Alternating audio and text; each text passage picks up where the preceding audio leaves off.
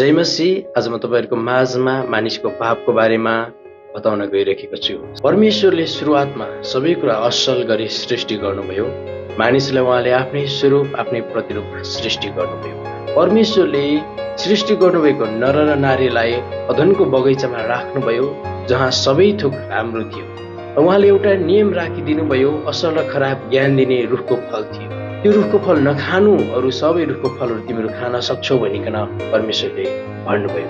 तर शैतान सर्पको रूपमा आएर हव्वालाई भन्यो, परमेश्वरले कुनै रुखको फल नखानु भनी तिमीहरूलाई भन्नुभएको छ।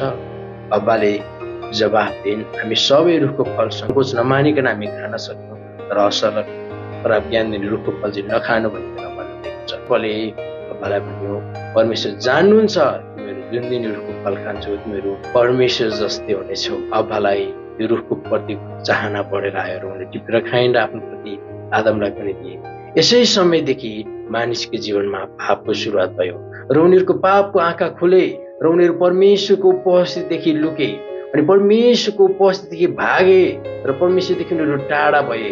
परमेश्वरको सम्बन्ध उनीहरूको विशोध भयो, मानिसको पवित्रता घुम्यो, परमेश्वरको प्रत्यक्ष रूपमा उनीहरूको सम्बन्ध टुट्यो, मानिसको आत्मिक रूपमा ऊ मर्यो र ऊ शरीरमा दुःख कष्ट शोक पीडामा ऊ चाहिँ जीवन जिउनु पर्ने भयो। कष्ट र परिश्रम साथ जीवन जिउनु पर्यो। त्यति मात्र नभएर त्यो पाप त्यतिमै सीमित भएन, त्यो पाप बढ्दै गयो।